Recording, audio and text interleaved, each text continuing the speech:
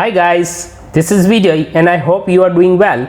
In this video lecture we will discuss on basic topics of thermodynamic like as perpetual motion machines of first kind, perpetual motion machine of the second kind, and we will also discuss on first law of thermodynamic for a closed system undergoing a cycle. Let us start with PMM. First of all, what is a perpetual motion machine? It is defined as the device that violate either law, first law or second law is called a perpetual motion machines. Okay, it will violate any of the law, first law or second law, it is called PMM machine. Then what is PMM1 and PMM2? PMM1, a device that violate the first law of thermodynamic is called a perpetual motion machine of the first kind. It is briefly written as PMM1. And for PMM2, a device that violate the second law of thermodynamic is called a perpetual motion machine of the second kind, and it is also briefly written as PMM2. Now I will try to elaborate the PMM machine with schematic diagram. According to the first law statement, we cannot generate the energy and we cannot destroy the energy. Whatever the energy available in nature, they all are convertible with each other. Such a fictitious machine is called a perpetual motion machine of the first kind, or in brief PMM1. The conversion of the above statement is also true. There can be no machine which would continuously consume work without some other form of energy appearing simultaneously. Next one is a PMM2. A device that violates the second law of thermodynamic is called a perpetual motion machine of the second kind, and it is briefly written as PMM2. Let us try to understand with schematic diagram. In this equation, thermal efficiency equal to net output upon heat supply equal to Q1 minus Q2 upon Q1 equal to 1 minus Q2 upon Q1.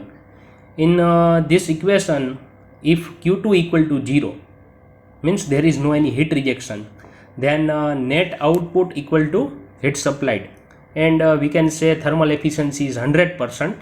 That is, if the engine exchanges heat only with one thermal reservoir, then the entire heat supply to it gets converted into an equivalent amount of work and the efficiency become 100%. Such a heat engine is called a PMM2.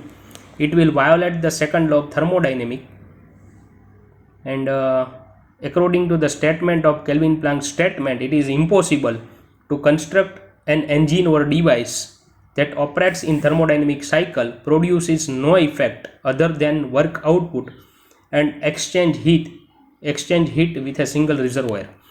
Okay, or we can say according to the Kelvin-Planck statement, it is impossible to construct an engine or device which produces 100% efficiency. Okay, so it will violate the second law of thermodynamic. It is called PMM2. Now we will discuss first law of thermodynamic for a closed system undergoing a cycle. The transfer of heat and the performance of work may both cause the same effect in a system. Heat and work are different form of the same entity called energy, which is conserved. Energy which enters in a system as a heat may leave as the system as a work, or energy which enters the system as a work may leave as a heat. Means work and heat both are mutually convertible with each other. Let us consider a closed system which consists of a known mass of water contained in an adiabatic vessel having a thermometer and a paddle wheel as shown in figure. Adiabatic vessel means here we are using insulating material, so for that there is no any transfer of heat between the system and surrounding. System means it is considered as any part of universe. Okay, here we are considering this inside the vessel water filled, it is our system. Okay, and boundary means the wall of the vessel, it is considered as a boundary, and outside the boundary it is our surrounding. So here we are using adiabatic vessel means insulating material, so for that there is no any heat transfer will be take place between system and surrounding. Let a certain amount of work be done upon the system by paddle wheel. Whenever the position of the weight is at the top, so at that time higher potential energy is available. Whenever it is fall down, so at that time the potential energies will be converted into kinetic energy. Here you can see that the one end of the weight is connected with the rope, and the other end of the rope is connected with pedal wheel through pulley. So whenever the weight is fall down, so at that time the potential energy, it will be converted into kinetic energy. Let a certain amount of work W12 be done upon the system by the pedal wheel.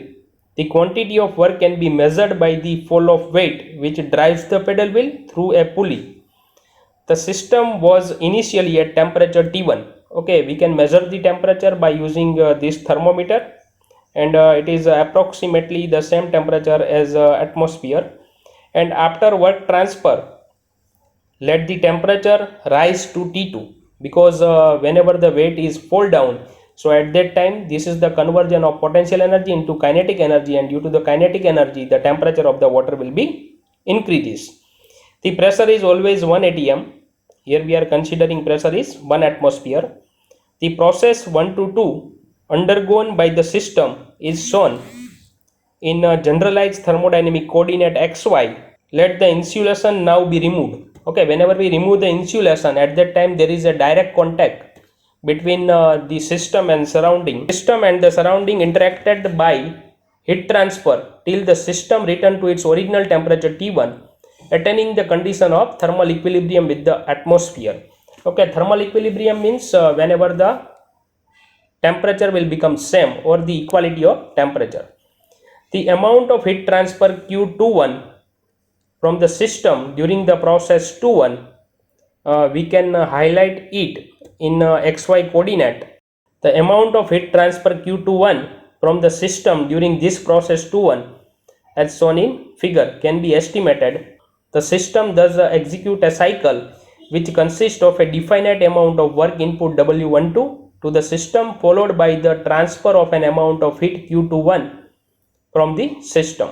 It has been found that this work done during the process 1 to 2 is always proportional to the heat in process 2 to 1, and the constant of proportionality is called the Joule equivalent, or the mechanical equivalent of heat. In simple example given here, there are only two energy transfer quantities. As the system perform a thermodynamic cycle, if the cycle involves more than heat and work quantities, then the same result will be found. Express algebraically, the algebraic sum of work done for a cycle, for a closed cycle, equal to the algebraic sum of heat transfer for a closed cycle, where J is the Joule equivalent. It is also exposed in the form of cyclic integration. Cyclic integration delta Q equal to the cyclic integration delta W. This symbol denotes the cyclic integration of the closed path. This is the first law for a closed system undergoing a cycle. It is expected as a general law of nature, since no violation of it has ever been demonstrated. So we can say that according to the first law of thermodynamics applied to a closed system for a cyclic process, if a closed system goes through a cycle, the algebraic sum of total energy transferred to it as heat and work is 0.